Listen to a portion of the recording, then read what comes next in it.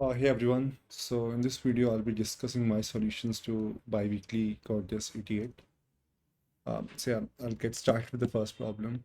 So the first problem, basically what you're given is you have a string and you'll have to remove one of the character. And then for the remaining string, the frequency of all characters should be same. This is actually a straightforward implementation problem. And the constraints are also very low. So you can actually do a brute force n square or even an n cube approach here. So my solution to this problem is actually an n square approach. I try to remove every character, and then for every character remove, I see what all characters are left. I store their frequency in a map, and then I just for all the frequency, I check if that frequency occurs only, maximum of one time. So the case could be you can have, let's say, only one character. So let's say you had only one character in the string, which is A, and then your final frequency would be zero size. Because, I mean, you have only one character and you just ignore that character. So that's why you have to do a less than equal to one instead of just equal to one. This was a very straightforward problem, and and the constraints were also low, so you can do an n square approach here. Going to the second problem. In this problem, what you're given is you'll have a set of video files coming, and the video files, they are represented by a number. So the number could be from 1 to n, right? And you'll have one video file coming at some point of time. So you can get, let's say, video number 4, and then video number 7, and then video number 10, something like that. And then at any point of time, they can ask you that what is the longest prefix you have so far. So what do you mean by prefix? Basically, they are asking you, okay, so starting from 1, how many videos you have in contiguous. So let's say if you had 1, 2, 3, and then you have 7, 8, 9. So you'll say 3 because you have 1, 2, 3, which is a contiguous range starting from 1, right? So if you look at this example, they basically tell you to upload a file 3, and then they ask you what is the longest so far. So in that case, your answer would be 0 because you have no 1, right? And then they ask you to upload 1. Then they again ask you to find out what's the longest prefix. So if you think about this, basically, initially they gave you a 3, right? And then they give you 1. So the longest contiguous so far is 1, right? And then you see, they ask you to insert a 2. So basically, they ask you to insert 2, and then they again ask you what's the longest contiguous starting from 1. So in that case, your answer would be 3. And so there could be multiple ways you can do this. One of the, I think the recommended way would be to use a disjoint set here. So the way you do this is whenever video file X comes to you, so if this comes, then you see that is there some already existing, before contiguous segment, right? If there is, then you join these two. Then you do a union of these two. And same you do for the X plus 1. You say that is there a contiguous segment starting from X plus 1 to anything ahead? If there is something, then you join these two as well, right? This way, you will always have all the contiguous segments. Now, this solves one problem. This helps you to, group your all the video files. But the problem asks you that what is the longest, contiguous video files starting from 1, right? They're not interested in, let's say, 5 to 20. They're not interested in that. They want what is the maximum you can get from 1 to some X. They want this X. Right. So the way you can do this, you can have a slight modification to your disjoint set union.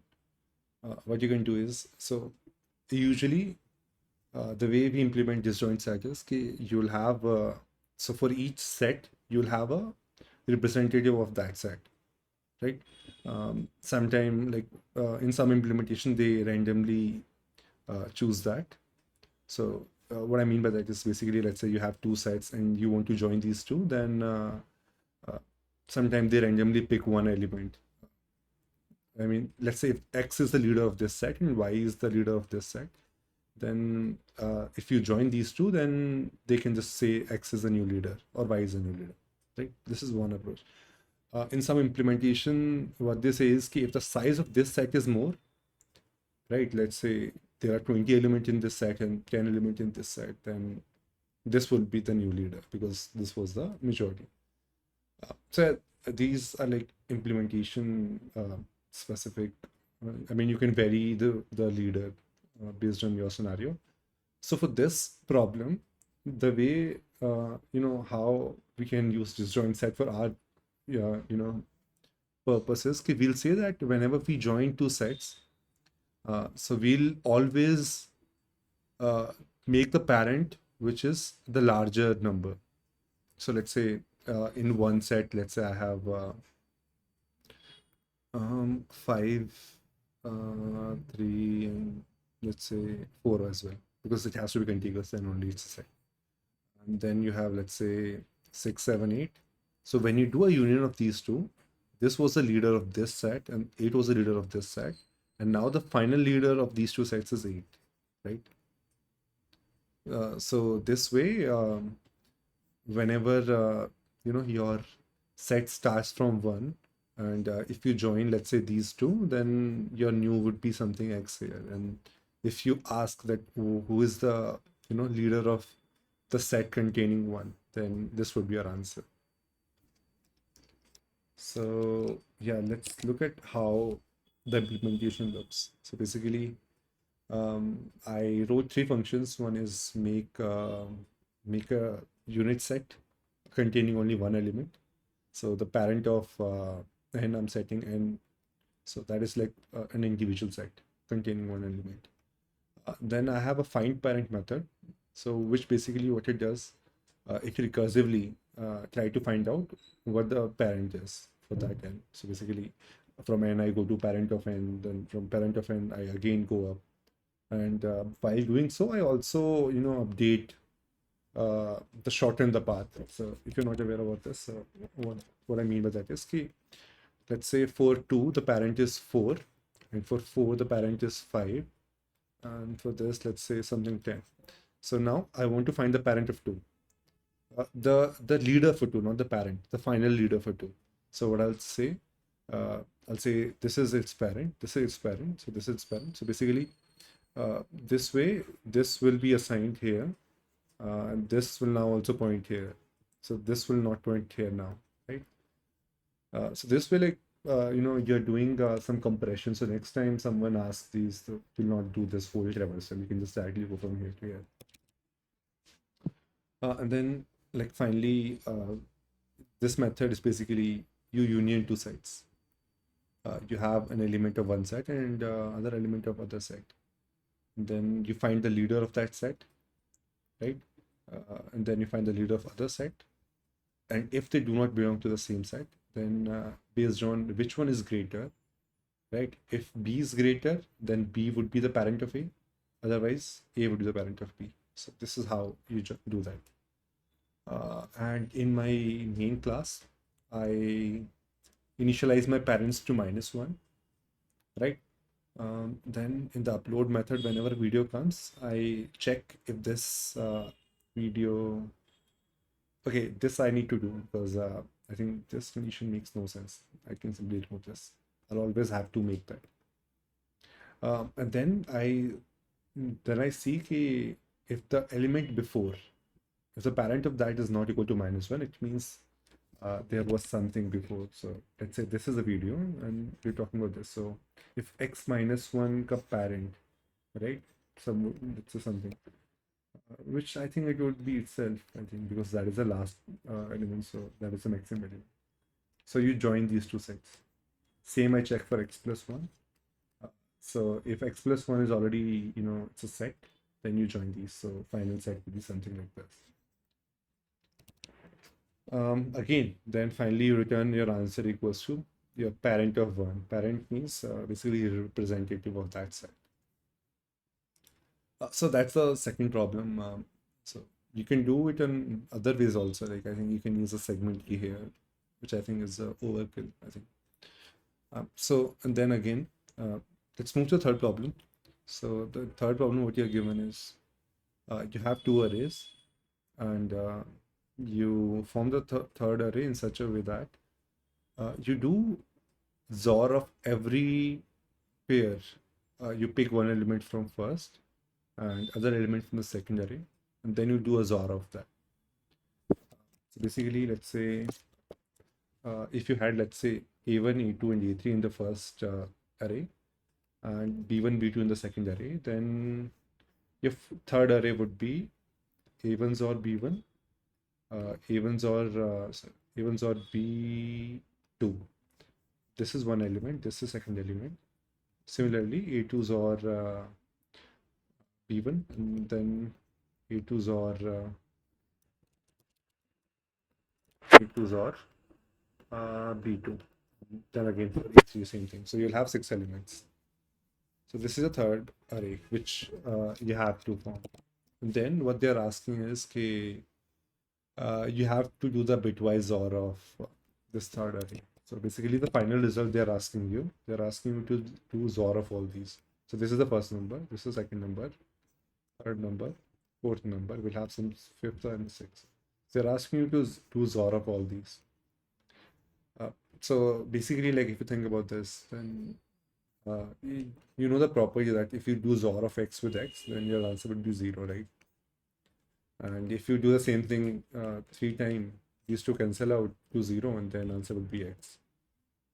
So the number of times you do XOR of x, let's say if this is odd, then your answer would be x, because every 2 pair will cancel out to 0. And if this is even, then your answer is definitely 0, because all the pairs will cancel out. Right? So you can use this trick. So this is actually a very easy problem in that if you think in that way. So basically this number, how many times this XOR will come in the final XOR would be the number of elements here. So 2 will come 4 times. Similarly, 1 will come 4 times. 3 will come 4 times, right? And 10 will come 3 times, because like if I do this, you can just see that.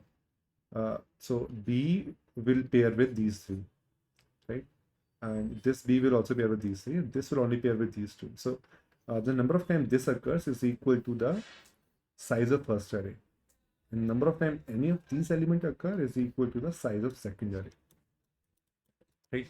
So yeah, so then this is a very easy problem. So what you do is, for every element, you in the first array, you see if the second array size is odd, then you take that number in your finals, or otherwise you don't, right? Similarly for the second array, and your answer will be your finals of these two.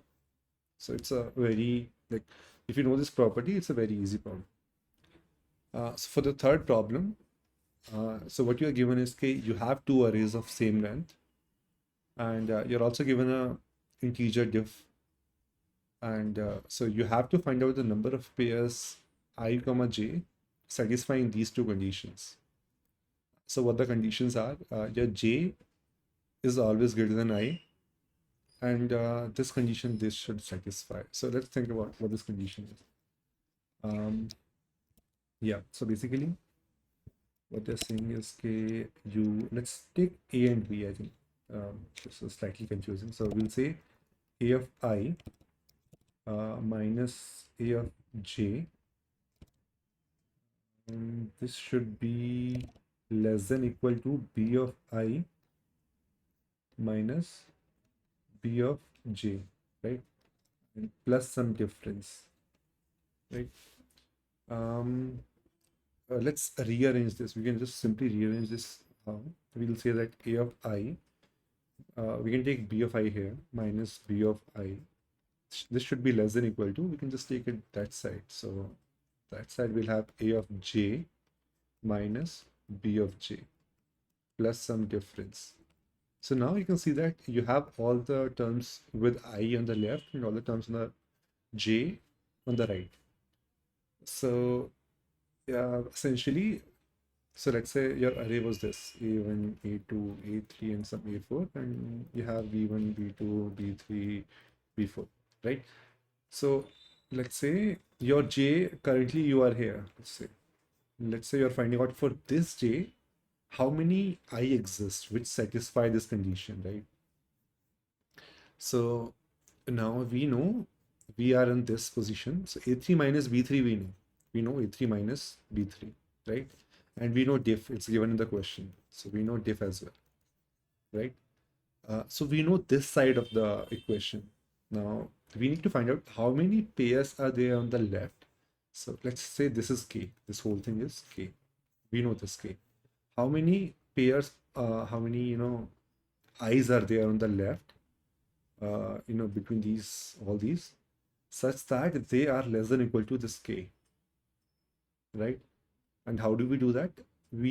So when we are going from this side to that side, we store all these differences. We store a of I minus b of I at all point, right? So we have already stored a of I minus a of 1 minus b of 1, and we also have a2 minus b2 somewhere. Now we just only need to query how many of these elements is less than equal to k, right? So this is again, if you think about this, the problem is you have a set of numbers, right? And then you are given some queries. You say, let's say, how many numbers are less than equal to x, right? And the way you can do this is, you can do a binary search. But the thing is, in our problem, new numbers are getting added because we are iterating toward the right. So new number will come, and that number you'll have to fit at its right position. Then yeah, if you're using arrays, then that would be like bad. I mean, every addition of new element can take O of n, and then you do a log n. So and you have total n operations. So that's like an n square approach. So you should not do that. So basically, array is not the solution, and array plus binary search, that's not the solution. So if you're using C++, there is something you should know. There's a very good data structure that you can use here, which is ordered set. So this is basically, you can find out in these policy-based data structure library. So you have an ordered set, and in this set, there are a couple of operations you can do. So I think one is order of key, and then other is find by order, I think. So what I'm doing is I'm storing a pair in this set. And then this is in ascending order, basically. It's a comparator. So if I tell you what the ordered set is, so basically, let's say an order set, in my case, what I'm storing a pair. Let's say I'm storing 1, 2, and then 3, 3, something like that. So 4, 6, and then again 4, 7, 5, 9, something like that, right? So this set is actually in increasing order, right?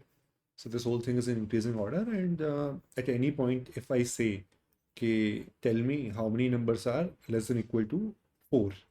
So I'll make a query that 4, 100. So I'll say, let's say some really large number, 4, infinity. I'll say, where should this number go? I'm trying to find, if I fit this somewhere, this will fit here, right? 4, infinity. This will fit just after this.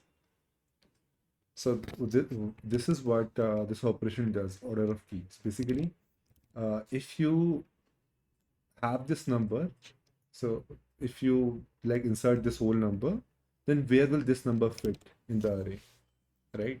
So this will fit at 0, 1, 2, 3, 4. So this will fit at your 4th index.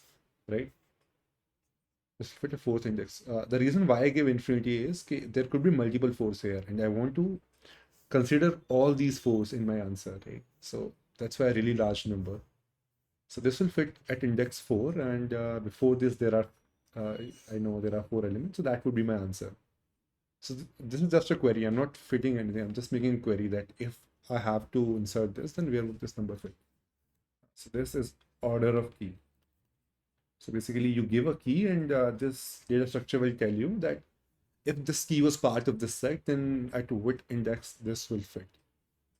So this is the first operation. There's other operation which I have not used in this case, but that is find by order. Right? So you give an index. So order is nothing but index, if you think about it. So if you give an index 2, then this thing will give you what is the index 2. So this will point to this. Then you can, dereference this using pointer or something. So this actually, if you do, then my answer would be 4,6. You'll get this pair. And the only reason why I used a pair instead of a single number is you could have duplicates. So in this case, I have two duplicates, right? 4 and 4. So I'm storing the index as well. This helps me, do the tie breaks.